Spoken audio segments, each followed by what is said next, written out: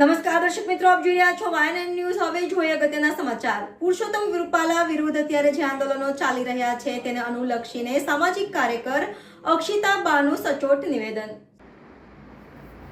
જય માતાજી, હું અક્ષિતાબા સોલંકી.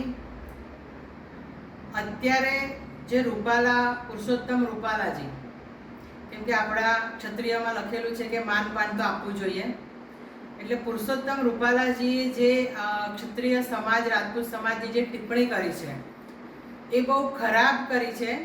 અને અત્યારે જે ચાલી રહ્યું છે કે ક્ષત્રિયો અને રાજપૂતો રાજપૂતાણીયા બહેનો દીકરીઓ જે આના માટે લડી રહી છે, હું આટલા દિવસથી એટલા માટે નહોતી આવતી સોશિયલ મીડિયા પર. એનું કારણ એ હતું કે ચલો બધું શાંત થઈ જશે, પણ આટલા સમયમાં મેં એક વસ્તુ એવી જોઈ કે જે ક્ષત્રિય સમાજના લોકો જે સત્તા પર બેઠેલા છે, જે લોકો સાંસદ છે, વિધાનસભા લડી રહ્યા છે, લડી ચૂક્યા છે, જ્યારે સમાજના લોકો જો આ લોકોની સામે બોલવા માટે રેડી નથી, કેમ કે એ લોકોને સત્તાને પ્રેમ છે. પણ હું એક ક્ષત્રિય એક રાજપૂતાણી તરીકે એવું કહેવા માંગુ છું કે એવા લોકોને બોયકોટ કરો કે જે લોકો સમાજ માટે બોલી નથી શકતા અને એ લોકો એક રાજકીય પદ લઈને બેઠા છે.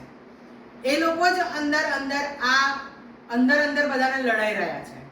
અને અમુક એવા જયચંદો છે કે જે લોકો રાજપૂતોને અલગ અલગ રાજ્યોમાં અલગ અલગ કાસ્ટમાં ગણવા માંડ્યા છે, પણ એ લોકોને પોતાનું ગોત્ર ખબર છે.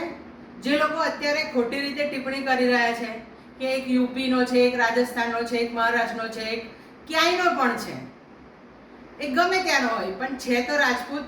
અને હંમેશા રાજપૂતોએ આપ્યું જ છે. હવે આ સમય એવો છે કે આપણે સામેવાળા પાસેથી લેવાનું છે. મેં આજે એક બા છે જેમનો મેં વિડીયો જોયો છે, જેમને એવું કીધું છે કે અમે જોહર કરીશું. તો અત્યાર સુધી તો આપણે 562 રજવાડા આપ્યા, ત્યાર પછી આપણા મહારાણા પ્રતાપજી જે આપણા જે વંશજો છે એ લોકોએ બધું આપ્યું જ છે. એટલે આપણે ફક્ત માથા જ આપવાના છે. હવે સમય એવો છે કે આપણી તલવાર મુઠ્ઠી નથી, આપણે મ્યાનમાંથી તલવાર કાઢવાની છે અને એ લોકોના માથા હવે આપણે જોઈએ છે.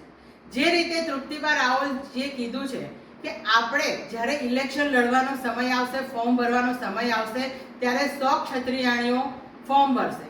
તો હું એ જ કહેવા માંગુ છું કે રાજકીય તરીકે એ લોકો જો આપણી સામે ઊભા થયા હોય તો આપણે એ લોકોને જવાબ રાજકીય તરીકે જ આપવાનો હોય કે જે તે સમયે જ્યારે ફોર્મ ભરવાનો સમય આવે ત્યારે 100 નહીં પણ 1 લાખ એવા લોકો ઊભા થાય કે જે લોકો ફોર્મ જ ભરે.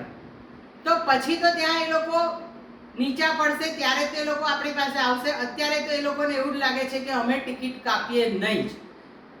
તો આનો ફક્ત એક જ રસ્તો છે, જીબાજોડી કરીને અંદર લડાઈ કરીને કોઈ જ મતલબ નથી. એનો એક જ સવાલનો જ એ લોકોના જે લોકો આપણી સામે ઊભા થયા છે એ લોકોને બેસાડવાનો ફક્ત એક જ છે રસ્તો કે આપણે પણ એ જ રીતે ફોર્મ ભરવાના છે અને 1000થી ઉપર ફોર્મ ભરવાના.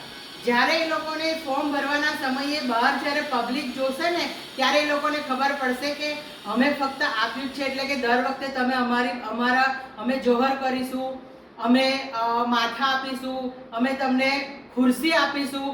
અત્યાર સુધી આપ્યું છે, હવે આપણો લેવાનો સમય છે, તો હવે આપણે લેવાનું છે.